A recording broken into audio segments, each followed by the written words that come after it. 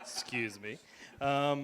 So first of all, this is part of the What's Next series, which I'm introducing, which is inviting alumni back to present the work that they're doing. So it's actually a pleasure for me to be introducing Flavie tonight. Just a brief introduction about Flavie's work. She's investigating the technical possibilities between glass and precious metals to express sensuality in life. She tries to enhance the mystery of our world through her search for the sublime. I first met Flavie when she was a fourth-year student in Natasha's unit during the 2009-10 academic year, and I will never forget her meticulous presentation, which generated from a found Guggenheim archive, and the development of an architectural project which projected between the past and future. She precisely presented her portfolio moving between the architect and the white-gloved archivist. And I'll never forget the white gloves, actually. After experiencing the commitment and finesse which Flavie illustrated in her fourth-year project, I was delighted when Flavie interviewed for the unit and decided to join Diploma 5 in her fifth year in the 2010-11 academic year. Her project that year was called Reversal Delicacy, and it was a catalyst for social experiments and emancipations developed as an island in the East River of New York City. She focused her work on the films of Buñuel, creating a new realm of publicness through reversal, which exposed human conditions and experiences. Her description of it is, the walls were dematerialized into glass curtains, rooms looked like the characteristics of corridors, doors never open or close, the skies are never blue, and the curtains, scent, and temperature and furniture are usually secondary, or turned into the most powerful architectural element and almost inexistent. It was during this time that she started exploring the ephemeral qualities of glass to inform her thesis. She began doing a series of tests in a local glass workshop, and I clearly remember her bringing in her first glass samples with an excitement I had not seen that year. This enthusiasm became the basis for her technical studies and would later inform her career in a delightful way. I must mention here also that Flavie was not only an exquisite student in the unit, but she was also the understated glue that bound the social fibers of the unit together, always smiling and offering a kind shoulder to lean on. Over the years, I've run into Flavie in the AA, and I've always enjoyed getting updates from her on the path she was pursuing, which wasn't actually architecture. After leaving the AA, she wanted to complete a master's in 1214 at the Royal College of Art and received an MA in ceramics and glass with distinction. Flavie's also now gone on to exhibit her work in New York City, Paris, and all over the UK. As a tutor, there is no greater compliment than a student pursuing a passion which they encountered as one of your students and finding success. So it's with great honor and pride that I present Flavie Audi. Thank you, Tyen, and thank you, Manijay, for inviting me here tonight. I would like to start my presentation with two quotes by the artist Agnes Martin. I'm looking for a perfect space. Art is an act of willful forgetting, of turning the mind away from thoughts and back toward perception. After graduating from the AA in 2011, the focus of my practice wasn't clear for a while. However, what has always mattered to me has been to create works that have powerful spatial dimensions. For me, an architectural gesture or a work of art are both about making space. The sense of infinite depth of space, while diving in the meditative works of Hiroshi Sugimoto or Vijay Selmits, are strong and recurrent influences in my work. I'm seduced by these works because they are very quiet, but yet extremely powerful in their presence. Alongside this sense of space, I'm extremely seduced by the phenomena of simplicity and clarity, not only aesthetically, but also intellectually and ethically. It is while I was at the Ryo-NG in Kyoto that I truly felt, for the first time, the impact of emptiness and nothingness in my mind, and I found an immense comfort and simplicity in the simplicity, and also very much a feeling of security. But if we think that our minds always find pleasure in organization and order, we have to realize that chaos is surrounding us from the macro scale to the micro scale. While zooming in the universe, or zooming in our human cells, we find similar disorder and imperfections. But we always see the world inside and above us through scientific images that are anonymous and machine-made. But how to sense simplicity and clarity? Getting lost is actually not absurd. It's essential to find clarity. How could I create a space to get lost in nothingness in order to find clarity? A space where ambiguity, surprise, disorientation would lead me to clarity. This is what happens very strongly in the work of architect Sana and the architectural language of ambiguities. The feeling of simplicity or clarity is always impermanent. The mind oscillates between vagueness to clear sharpness. Clarity always appears, disappears, and connect us to a sense of truth and veracity. This is the graduation project at the AA in 2011 that Tyen mentioned earlier on. It's entitled Reversal Delicacy, and here I was really trying to reduce and to distill to the essential and sometimes to almost nothing in order to be able to reconstruct rebelliously and challenge conventional architectural rules. And in a similar way, I'm using a parallel in the thinking when I'm making glass, always trying to reverse the rules. The building here is made of undulated structural glass. And it is at this moment here that I started manipulating glass myself to make models for this project. I discovered here a material that would allow me to develop not only an artistic language that gave me a sort of freedom, but also it could reveal sensuality, humanity, bring more light and life in my work. After graduating from the AA, I jumped onto this project that is entitled Let It Rain. And it's a 7-meter-long installation made of 90 blown glass drops that are individually connected with LED. It's like a frozen rain of glass that is lit by a storm. And for me, it was very hard to interact with the factory when I was presenting my design and trying to make those shapes in glass. And I really felt that I needed to explore more the technicality of glass and the behavior, and that's the reason why I wanted to experiment more with glass, and I applied for a master at the Royal College of Art in ceramics and glass. In a dematerialist world where all is virtual and mass-produced, I believe there is this desire to come back to materiality and uniqueness. A world without object is something that scares me. I want to emphasize the presence of object and material. And I realized by stepping away from digital tools, stepping away from machines, I could really set up an intimate relationship with materials that could bring sensuality and life.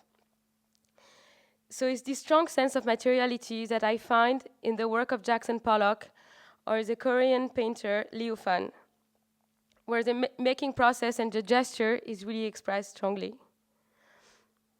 This is the first project I completed at the RCA, and it totally embodies my attraction for simplicity. In our physical Cartesian understanding of space, an object cannot exist without an edge. It is a condition of existence of an object. But how could I address the question of the edge? So I decided to confuse edge and object. How I can escape for a clean, simple edge? How can I animate and manifest the presence of an object only by its edge? So here the conventional proportion between edge and surface are reversed. The eye is directed towards the edge and not the surface. One gets lost in the ambiguous, transparent presence of the edge. Solid and void are hard to distinguish. But after this project, I started to seriously question this constant crave I have for simplicity.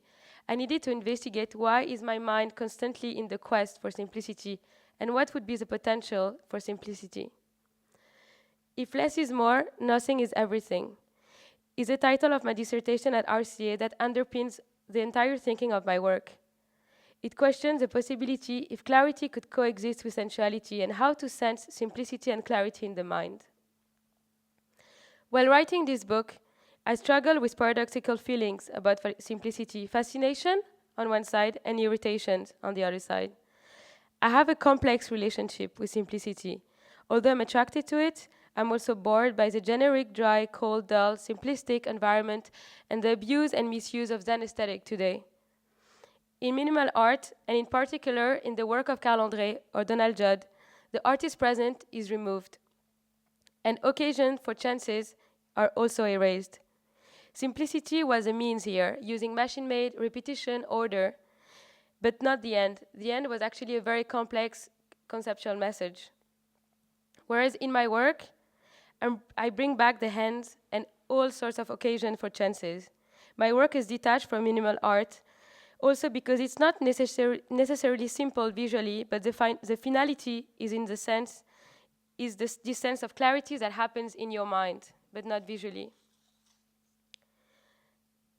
But you can innovate by way of analog techniques, not necessarily with the use of latest technology and machines. And I wanted to find a visual and tactile vocabulary where shapes, forms, geometries, and colors I'd never seen before, and could respond to a personal search for the beauty and the sublime. So I started with glass as my main medium. It is a behavior of the material itself that inspires me to create works. I realized that ideas emerge in a very different way when thinking through making rather than thinking through designing.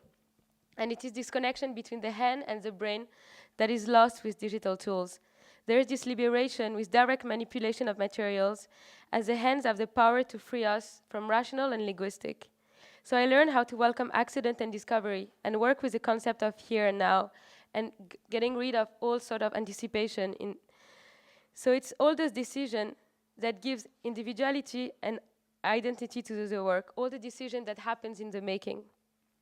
I will show a video now that is a succession of moments of the making process. Shapes are changing very quickly, and you will see that it requires a lot of concentration to know where to stop the piece and how to control all the movement.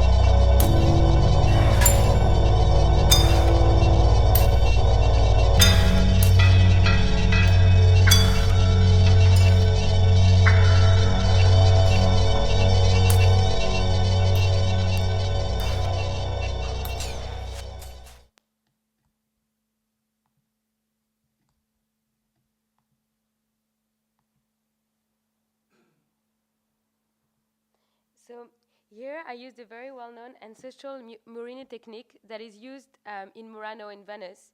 And I actually twisted and revisited it completely. And I broke all sorts of pieces of glass and reorganized them in sizes, reheated glass, rolled hot glass on it, and fused everything together and created this piece called Vital Residue. Another works also completed at RCA is Edge Escape, where I used very simple geometric shape, cubes and sphere, with a graduation of size, and provoke all sorts of chances when I was throwing uncontrollable dynamic glass that was falling onto all the components and shaping the piece with only using the gravity, not the hand. Again, using very simple geometric shapes, circles, I also created this kind of dynamic movement And the circles appear suspended in the air, retaining this movement, this force that has disturbed or agitated them, and they provoke an ambiguity as one wonders about their stability. The rest of the work I will present now is my research on technical possibilities between glass and silver, and gold as well. I started exactly a year ago, and I've been working to accomplish this with glassmakers at RCA, but also outside RCA. And the whole project started with this little sample where I just encapsulated the silver inside, and the glass became amber. And I was fascinated by the fact that metal could visually disappear and turn into a color, a tint. And this is this small sphere that it is with this small sphere that the journey started. So I make as much as I fail, and I break. There have been very painful moments in the making, and we failed many times. But the key is to take risk, and you have to be stubborn. The outcome is never assured, and it's very experimental and challenging for the craftsman. Many days were spent experimenting until this moment of beauty intrigues me. And by working in this way, I'm able to develop my own recipe, my own making process. So during this journey, to discover and create a vocabulary and a language of expression, the medium of glass transported me in new and familiar territories, away from my reductive minimalist approach. So at first sight, the work appears baroque, less and less simple, but somehow I kept going. It was nonetheless supported by a constant search for simplicity. Containers for wonder create sites for meditation on an ethereal world of wonder. How clarity, sensuality can coexist together to create sites of wonders, awes, admirations. I try to enhance and go deeper in the mystery of our world, instead of demystifying it. Because by getting lost in nothingness or mystery, we find clarity. There are spatial refuge for clarity. This series of work is called Dark Clouds, and they really invite the viewers to feel free to interact with their own imagination, emotions, memories. I don't impose a specific meaning to it. I actually try to surpass meaning, and I try to establish a precious moment of connection with the work, and really a pleasure to the eye. Glass and silver are melted together, and color do not emerge traditionally with pigment, but by chemical reaction that I create with different gas and different metals.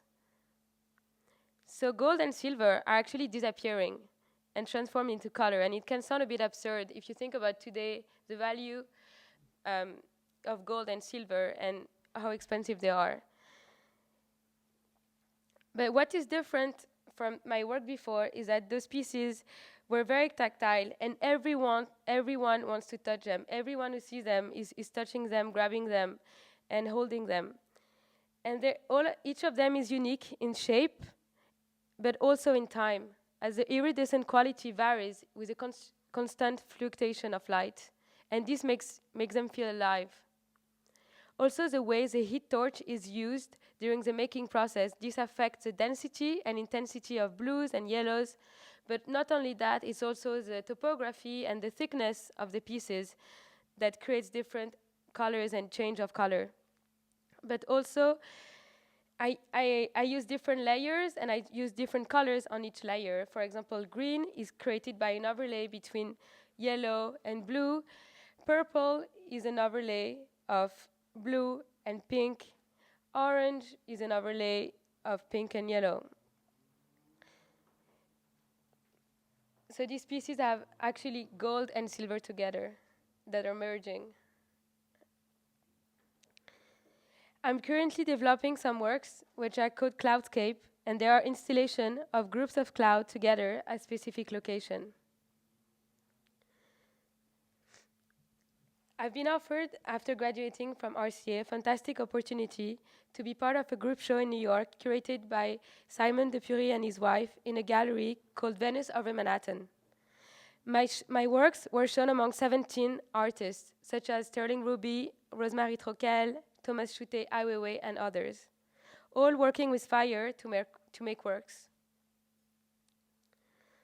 So these are images of how I install my work in the show. And at the background, there is a wall painting by the artist Raymond Petitbon.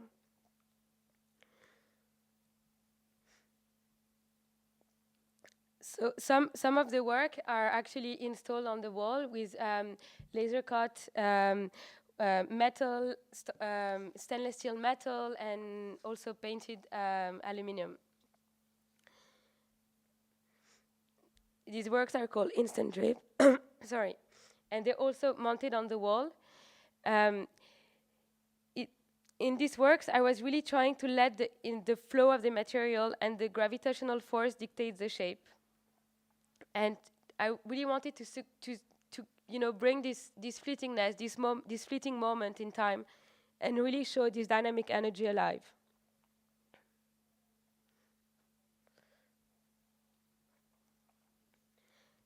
This work, Celestial Dust, is a series of 7 components that are mounted with laser-cut stainless steel, and it's a gradual succession that shows a sort of imaginary force of compression and growth, where your mind can travel from up and down, and it's 2 meters high long.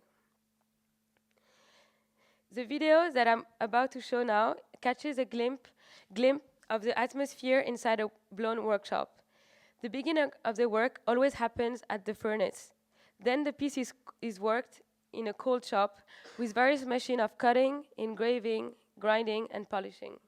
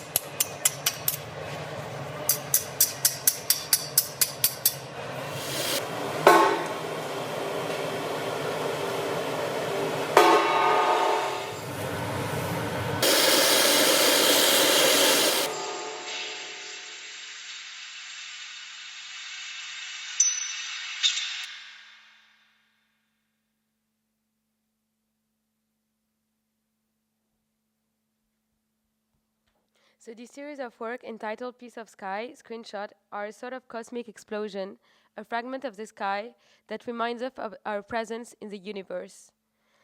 I wanted to make a site for seeing. They're restful, contemplative, mysterious surfaces for the eyes to just let go. This type of works led me to celestial and wondrous quality that have helped me to inform mystery and ambiguity. They have been the most challenging pieces I've ever produced in glass. They are 20 to 25 kilo, 4 to 5 hours non-stop while the glass is hot, requiring 3 to 4 glass makers. And I really push the glass makers to their physical limits. Here, in this piece, gold is coming from below and silver from above, and together they merge in the middle.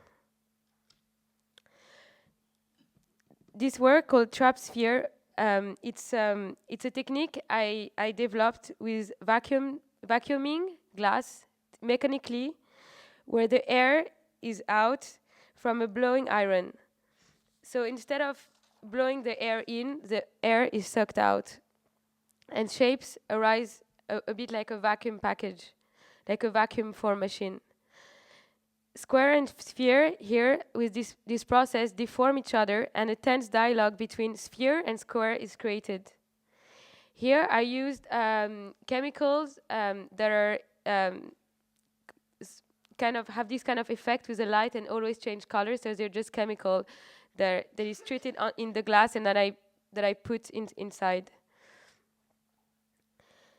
Trapped ether are this series of works here that are about this term that the Greek came up with, which is the term that binds all the particle, all the matter, all the particles, all the atoms in the universe, and it's all the spheres that I trapped inside the glass. But this work, for example, is made of 7 components, and I would like to work with multiple to create a sort of a sense of space and gradation and narrative, a sort of continuity and infinity. But I realized that zooming in the work actually brings a different vision of it and really enhance intricate details and really shows how the making process is and how it's, it feels more that there is gas inside, and you can really sense that it's made a bit in the same ways and planets are formed if you think about it. Only using natural elements, sand, gas, and metal. That the three medium I'm using. And if you think of cosmic formation and cosmic phenomena, it's also about going back to those materials. But I'm not trying to replicate the image of the universe, and it's not. It's a total freedom of interpretation. What imports me is this precious moment that the mind connects with the work, and it's this real experience I'm after. This brings an extra life, an extra presence, an ambiguity between artificial and natural. But I'm always driven by the curiosity and discovery for material and life. I work with extraordinary skilled craftsmen and technical assistants who help me tremendously to choreograph, but also for all the decision making. And most of the time, I'm a choreographer. Thank you.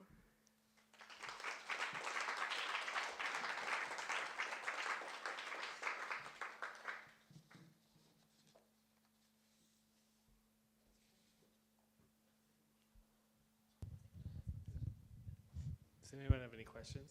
Actually, can I start off? Is it okay? Yeah.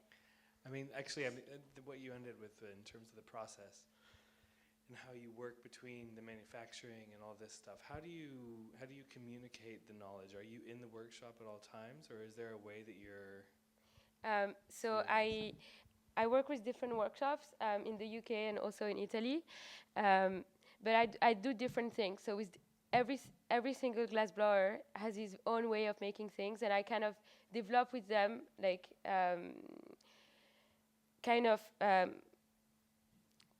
like steps, sort of choreography together.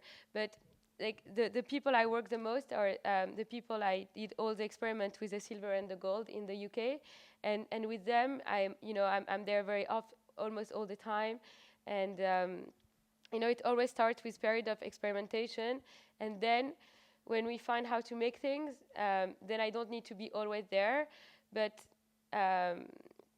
I'm there like 90% of the time, because a lot of pieces we make a series of like little components.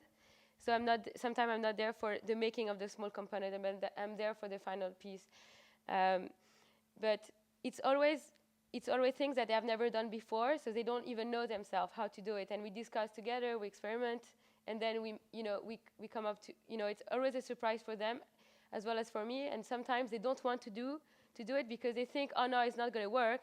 But you have to push them. You have to go really you have to really break this kind of technical anticipation that they most of the time have. That's why sometimes I find it interesting not to have too much knowledge about how to make things, but come in a very kind of naive way, and it helps to break the rules. Thanks. Anybody else have any questions?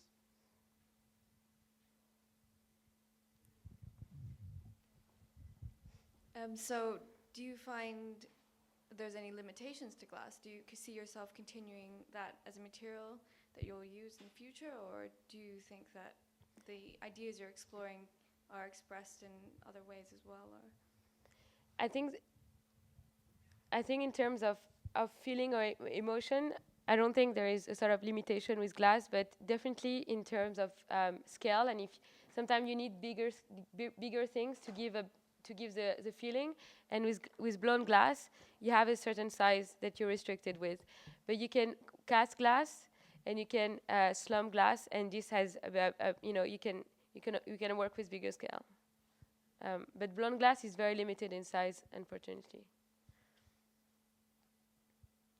so you would continue using glass? Yeah, I would continue using glass, but also exploring different material with glass. When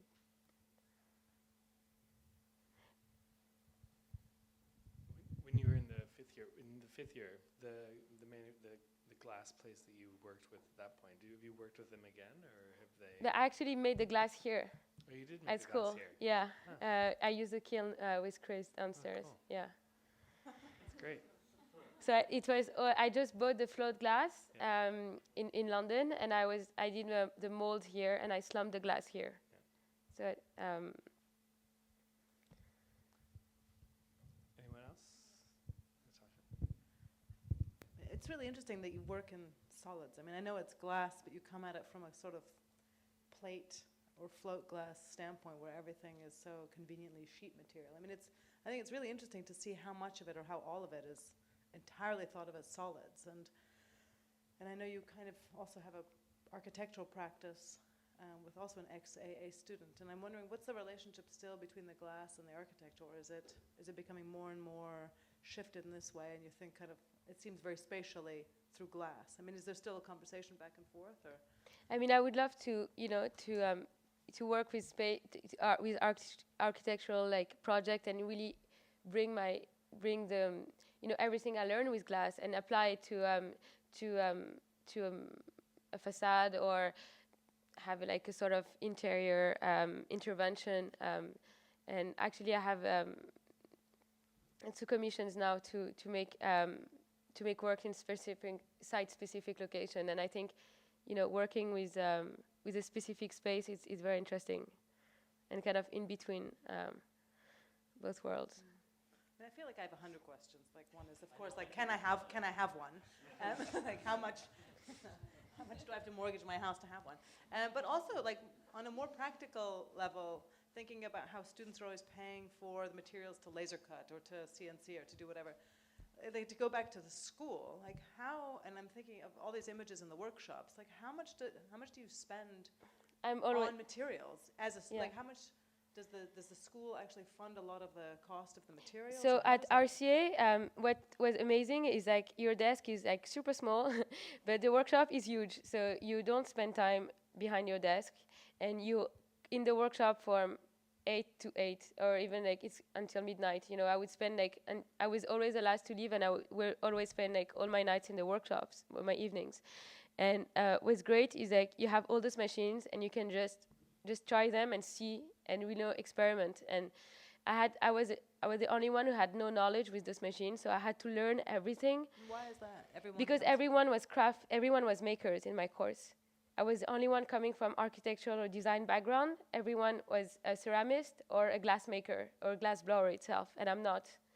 And so I worked a lot. I worked a lot with the glass when it's cold myself, and they had all sorts of machine, even a machine that is almost like a CNC actually, but it works with water, and you don't send a digital drawing, but you have like a sort of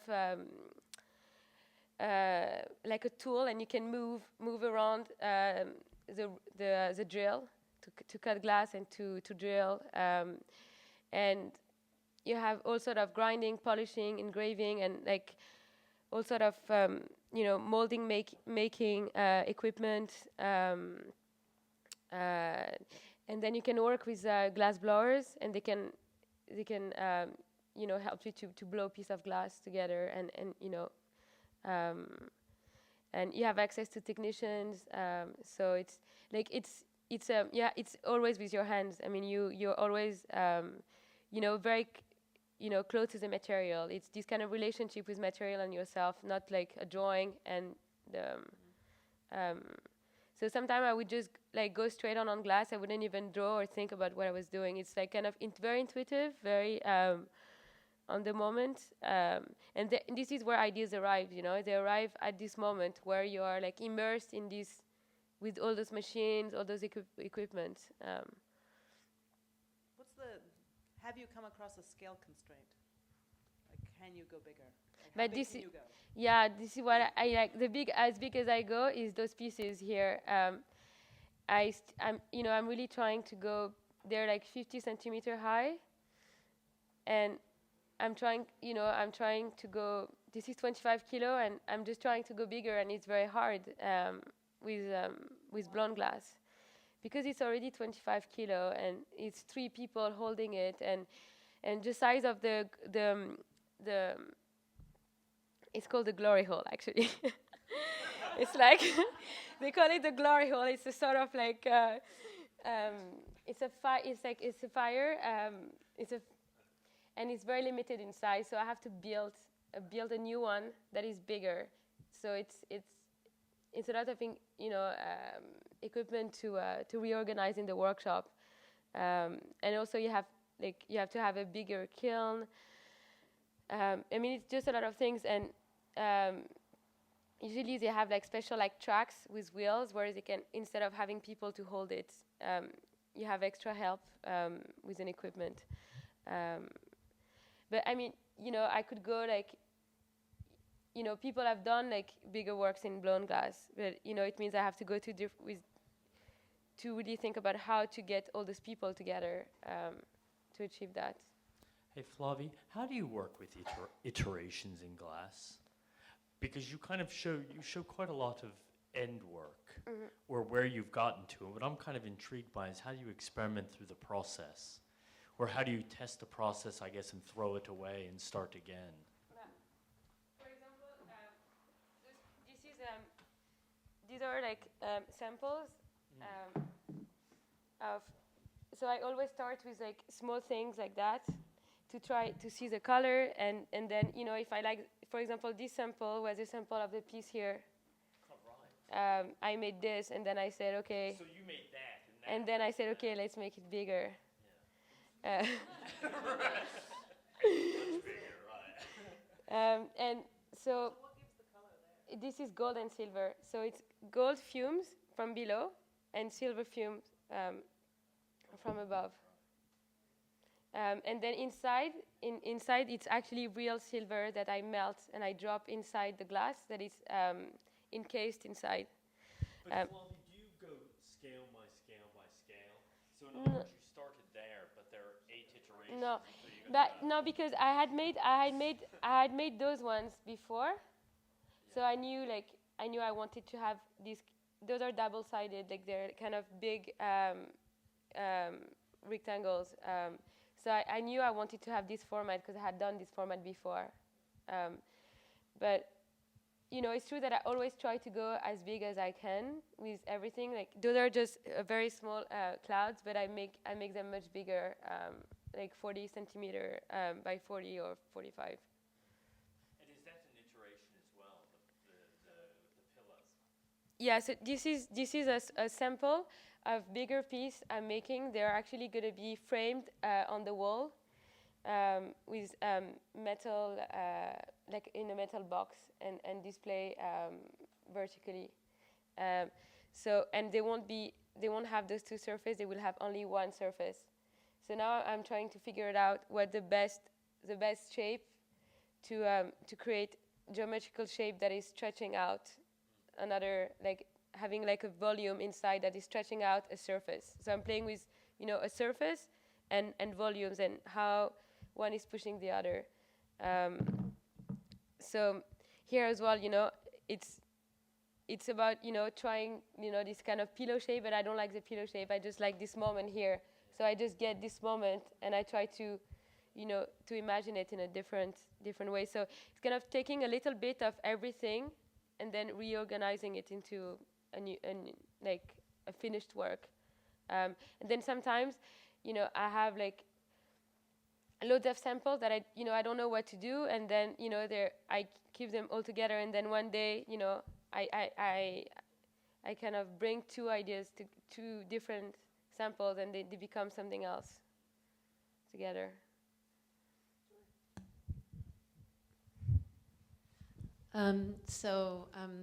Having seen your work throughout the AA, your work was very controlled, I would say. There's like always, you're very organized. You have ways of working that I think is very unique to you. That you plan everything really well, and you're always on time, and that's that. You know what I mean, right? But I think like through the work that I've seen, that you presented, I feel like you've had a breakthrough where, there's these elements of surprise that come through, the cloud work, especially, the colors, and, much less kind of controlled, I guess. And do you think there is like a balance between those two now that now you're working that has changed from how you were before, and how has that changed you at all in the way that you work? I think it's probably changed in the kind of the visual look of the work, but it's actually super organized. I mean, I'm like I speak with all the people who help me to make my work on a daily basis. I mean, I almost have like when I can't be there, like they're videoing the process, and I'm like commenting, and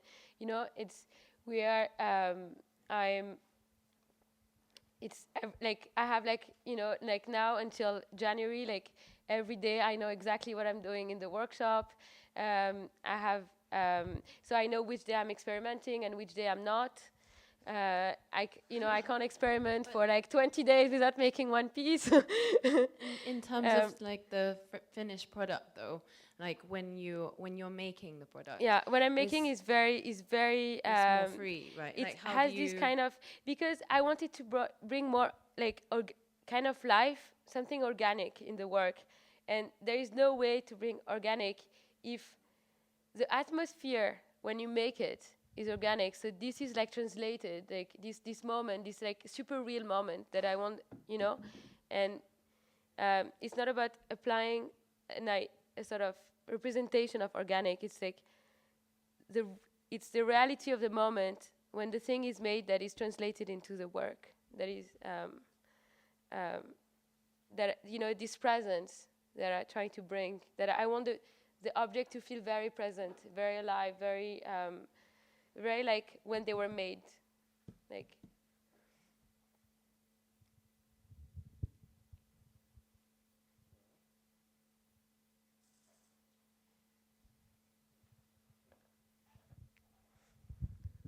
Anyone else? I mean, just going off of that, I think when Flavie was in Dip 5 that year, she kind of was like going against the grain of the rules that were set out within the brief and everything else. And I was really happy about it because I think she really caught on to something that kind of caught her attention and went with it. And it kind of, the project really developed out of all of the material tests, and it started informing how she was working. And I think it was great to see it, you know, and just kind of see that unfold over the course of the year. And it's great to see that coming through in the work more and more. And I think that kind of organization, like, it was definitely there, but then it was something funny happened when she started working with the material that, like, there was like a spark that went off, and it was great to see that. And I think that for a lot of students, I think finding that spark in the work is really important, and that can be a lot of different things. So I think it's quite interesting. I was just curious because obviously you've written something for A Conversations about your work before, and also I read your dissertation, which is, I was just curious about the interplay between text and your work, because everything has a title, and the titles all had specific meanings which related to either the process or the kind of the final product. And I was just wondering if you could speak a bit more about the relationship between text and your work. I mean, you know, I think the work is, I don't want the work, for me, like, it's very hard to express with words actually what you know, the kind of, this idea of the sublime or the beauty or the aesthetic, and that's why I wanted to work with materials, because I couldn't express verbally like what I wanted, what I had in my mind. And I think it's, you know, it's like glass is helping me to express those things, and sometimes I have no words like to really define what I'm doing, or it's so intuitive, and it's so much about my deep in my soul that it's sometimes like actually like trying to express or to find titles is not helping me, is actually restricting me, and I need to go back to making. And so yes, they have title, but they're not so specific, you know. I'm not imposing too much on the title. It's just a way for me to frame things or to give a sort of organization. But I think actually going back, like removing all these kind of linguistic things is helping me a lot, and it would actually restrict me to explain too much by words.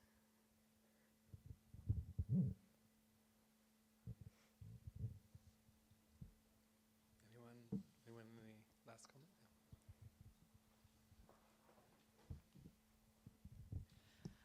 I really like the pieces where the glass was actually mounted on the wall, and you were talking about gravity and how they would represent gravity, so they were flowing.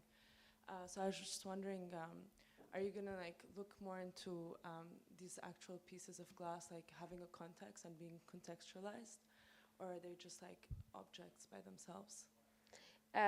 So now I'm working on installations of, you know, 20, 25 of those pieces together at specific location on the, like, they're like on the wall or on the floor as big installation. So actually together they create a language, and they create space, and they create this dynamic of, you know, and I think, you know, object is so charged with so much meaning, so I don't even, you know, it's like they're things, they're not object, they're like just like spatial occupancy in a way. They're occupant. It's very hard to use the term object, because object you think function, or you think something a bit industrial, or something that, you know, you want to use, or and for me they're just this matter that is kind of in between artificial and natural. And the piece you mentioned, they're actually like frames on the wall on their own. They don't, but yeah, it'd be interesting to, you know, to develop more and to see how they can create a narrative together, or a sequence. Go. Flavie, well, the thing I was saying to Natasha is I was suspicious about the introduction of another material into the composition. In terms of when you mount them on the wall, how do you? I mean, how do you kind of? She was a real advocate for it, so I think I'm not sure, you know, about the introduction of another material. How do you think of it? Like, if you go back to the image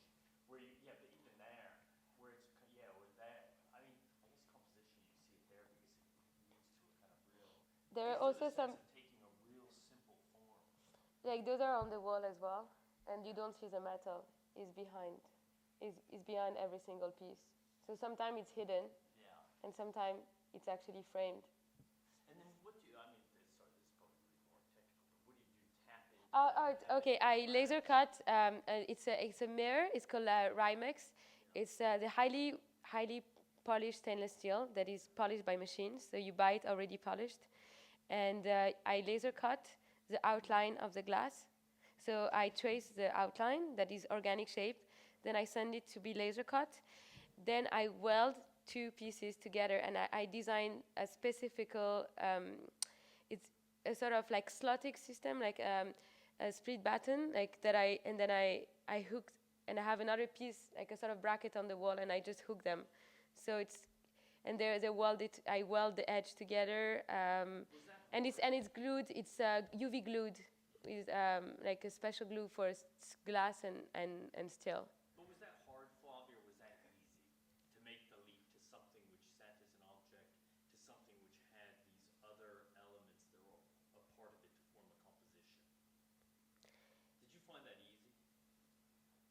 You mean to? To just do it, to say, okay, I have, because you're in the studio and you have this pure, really unbelievably mesmerizing object. And then I just wondered if for you as an artist working with the material, it was easy to say, well, that's okay, I'll laser cut that and I'll affix that and I'll hold that. But I think because you know I graduated from here, you know all these laser cut, all those like they're not so difficult. You need to put them somewhere to place them somehow. Yeah. But I like that it disappears. I mean, it's interesting when it disappears versus when it's very present. Yeah. I mean, I was interested in bring them to bring things to the vertical, you know, to the sort of contemplation, something to look at. And I thought they would be more strange. They would be more awkward. Yes, and I was interested in, you know, I mean, you know, now it's like it's so blurred that, you know, when we don't really use those categories anymore, sculpture, painting, everything becomes like fine art, and I think it's, you know, playing with this, you know, ambiguity of between object, sculpture, and painting, you know, like breaking the boundary between those three and creating something that is kind of like a mix of all those things together. But now I'm looking as well at how to, now you can print digitally on 3D glass. So you can actually like print any you know, CMYK file on a 3D not on a flat piece of glass, but actually like yeah, organic shape. So I think this is interesting for me, is like to go back to technology, like to play with those like very ancestral technique, and then going back to high technology.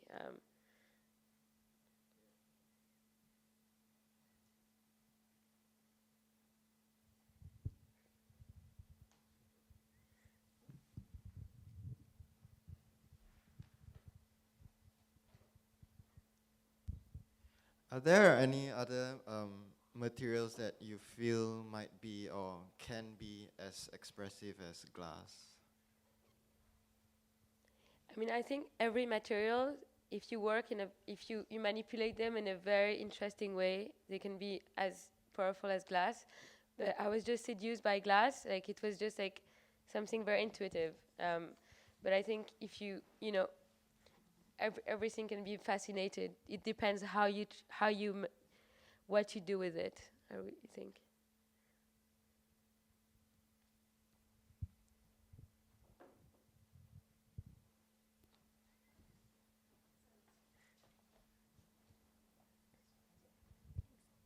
And yeah, I was just wondering how much control you have over the colors, for example. I mean, the form, the shape is obviously very process driven, but there's also a lot of planning in the pieces somehow. Like they respond very well to each other. I think the more I experiment, the more control I have. It's true, and the more, you know, sometimes, you know, there's still some, some colors that is hard. I only managed to get this color out of 5 pieces, and it's kind of it's kind of magical how it appears, but now I'm getting more and more confident about how to control the amount of pink I want or the amount of blue I want.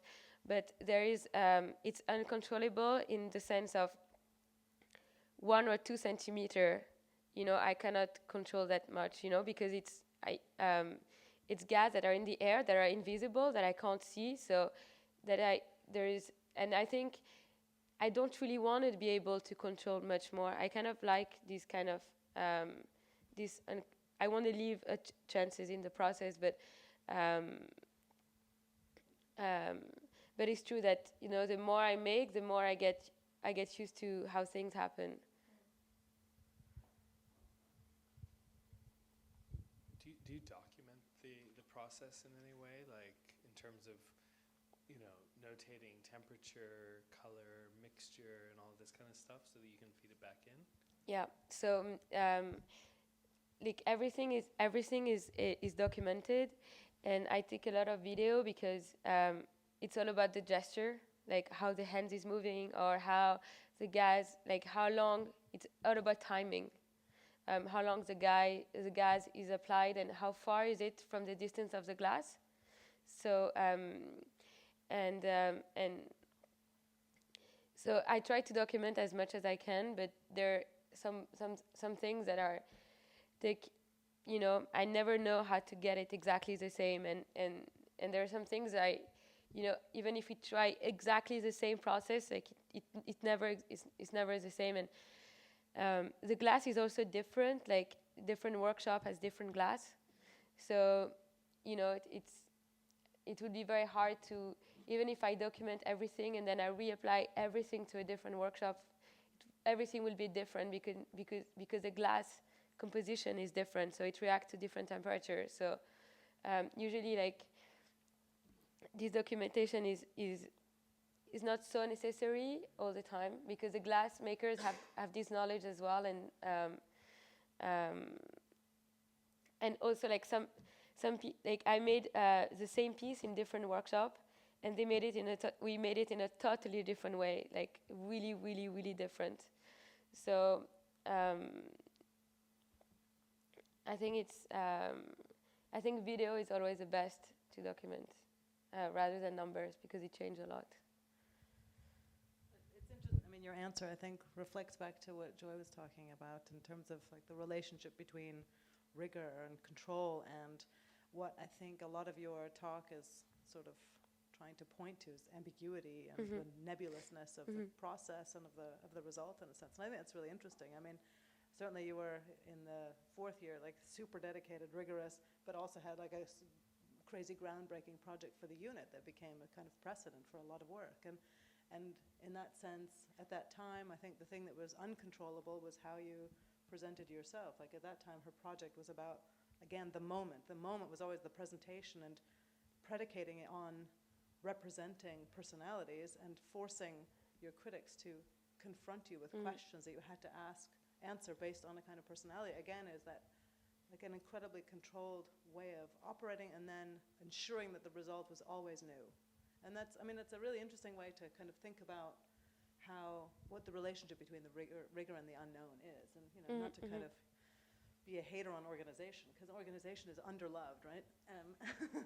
But it's a really interesting way that you use it, and you kind of exploit that aspect of it to get these kind of unbelievably beautiful results, that can come out of that kind of a process, to know that it's not freewheeling, but that it's incredibly kind of ruthlessly controlled within a degree of kind of looseness, like real crazy looseness that seems to be like to a less organized person would be a complete and total loss of control, and that's a really interesting part of this, what seems like this process, for me, anyway. Yeah, controlling the uncontrollable. Yeah. But not then losing yourself in it, not getting frustrated by the inevitability of it. In some sense, you end up accepting approximation. Mm-hmm, And I think, even as an architect, I think we get so caught up in control and the idea being delivered in such a way, but there's always change in that process. And I think accepting change through approximation is quite healthy in some way. Mm. So I think it's quite refreshing.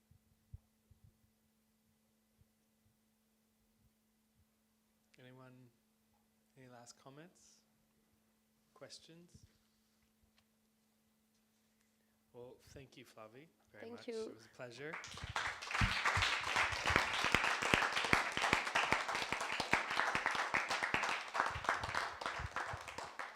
And thank you all for coming, and see you at the next one, which is What's Next? Yes. What's next? What's next? Great. Yeah, you're welcome to look at the pieces. Thank you, Chris. Thank you. Thank you for your words. Words, words, words.